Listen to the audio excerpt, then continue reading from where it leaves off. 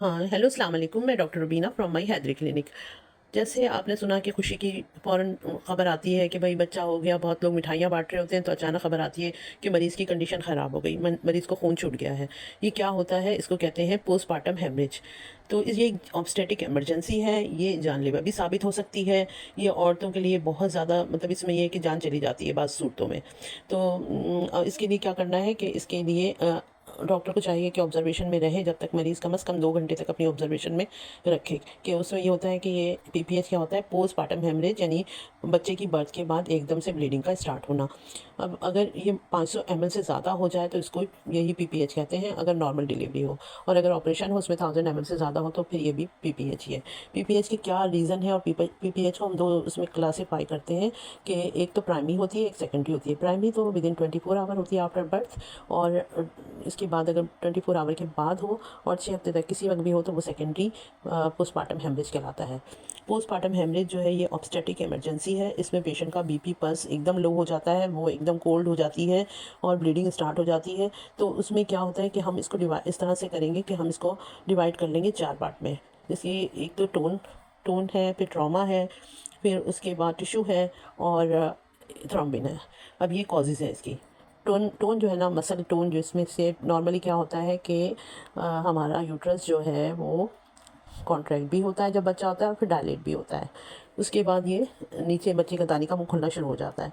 उसके बाद वो सर्विक्स से होता हुआ, पेरिनियम से होता हुआ, विजाइना से होता हुआ बच्चा पैदा हो जाता है।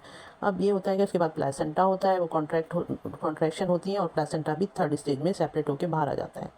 ये तो नॉर्मल हो गया।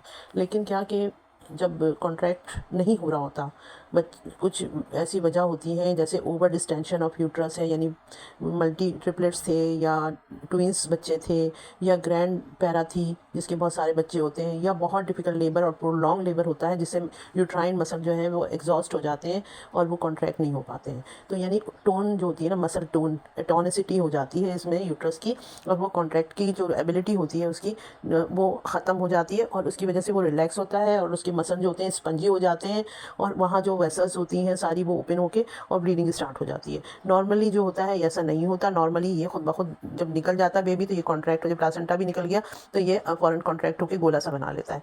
लेकिन यहाँ पर कोई ना कोई मसले होते हैं, मैंने आपको बताया, जैसे ट्रिपलेट है, ट्विन है, या कोई फाइब्राइड है, या मसल बहुत ज़्यादा थक गए हैं, प्रोलॉन्ग लेबर था, डिफ़िकल्ट लेबर था, या कोई हमने ये सारी चीज़ें देखी ना, तो फिर उसके बाद जो मसल जो होते हैं वो कॉन्ट्रैक्ट नहीं हो रहे थे। एक तो ये रीज़न हो गया इसका। फिर उसके बाद सेकंड जो है, जिस सेकंड क्या होता है कि टिश्यू, यानी आरपीओसी रह गए, यानी हमने वो प्लासेंटा सेपरेट किया, निकाला, लेकिन हम बहुत डिफिकल्ट था। बाज़ दफ़ा जो प्लासेंटा होता है वो मायोमेट्रियम में, जैसे प्लासेंटा एक्रीटा है, मायोमेट्रियम क्या होता है, इसका मसल होता है, उसके अंदर वो चला जाता है। किस वजह से होता है कि बाज़ दफ़ा ऑपरेशन से बच्चे हुए या कोई और वजह हुई तो एडिशन हो जाता है उसका प्लासेंटे का, वो सेपरेट होने में मसला करता है, तो वो कुछ टिश्यू जो होते हैं उसकी मेम्ब्रेन वगैरह अंदर आ जाती है।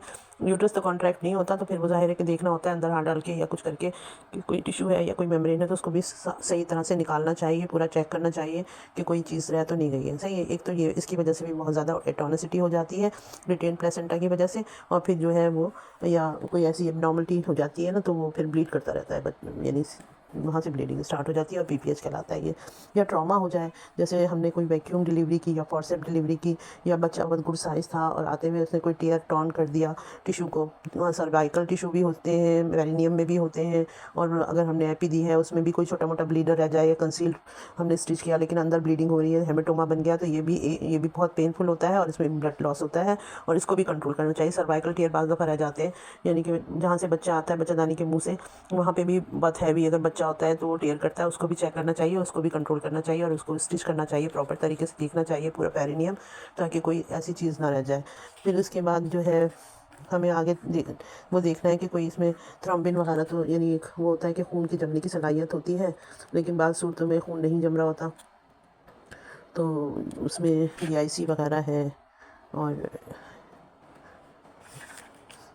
जो है ना, क्या कहते हैं, ब्रेप्शियो प्लासेंटा में भी होता है ऐसा, इक्लेम्शिया में भी होता है। तो ये हमें जो है इसका फिर एंटीकोगुलेंट, यानी वो ट्रांसमीन वगैरह लगाते हैं, ताकि जो है, और बाद सूरतों में तो हमें पैक्सेल तो देना ही पड़ता है। इसके अलावा एफएफपी वगैरह भी दिया जाता है, जैसा होता है उसको मैनेज किया जाता है ताकि ब्लीडिंग को रोका जाए। और ये जो है इसमें पल्स, बीपी, ब्लड प्रेशर, और ऑक्सीजन सैचुरेशन, और IV फ्लूइड वगैरह देते हैं, उसको मैनेज करते हैं। अगर प्लासेंट ये यूरिन वगैरह नहीं आ रहा है तो कैथेटर डाल के भी आउटपुट देखते हैं। ये सारी चीज़ें करके बहुत ज़्यादा एक्यूट इमरजेंसी होती है, इसको फ़ौरन मैनेज करना चाहिए, वरना अगर इसमें थोड़ा भी डिले हो जाए या कुछ हो जाए तो इसमें अल्लाह ना करे मरीज़ की जान चली जाती है। तो बेहतर यही होता है कि फ़ौरन ही केस के हर चीज़ को देख लिया जाए प्रॉपर तरीके से कि कुछ ऐसा कुछ रह तो नहीं गया, पेशेंट की कंडीशन सही है, उसको ऐसे फ़ौरन ना छुट्टी देनी चाहिए और ऑब्जर्वेशन में रखना चाहिए उसको, ताकि आपको पता चल जाए कि BPH कोई कॉज वॉज अगर है तो, और नहीं है तो ब्लीडिंग वगैरह सब देखते रहना चाहिए आधे आधे घंटे से कि सही है, नॉर्मल है। तो इस तरह से एक इंसान की जान बचाई जा सकती है। डॉक्टर्स को चाहिए कि हम अब मरीज़ को भी चाहिए, अटेंडेंट को भी चाहिए कि फ़ौरन बताएं कि अगर ब्लीडिंग ज़्यादा है या कुछ है तो फ़ौरन अलर्ट रहें। चलिए, बहुत शुक्रिया, इस पे गौर करिएगा। Thank you.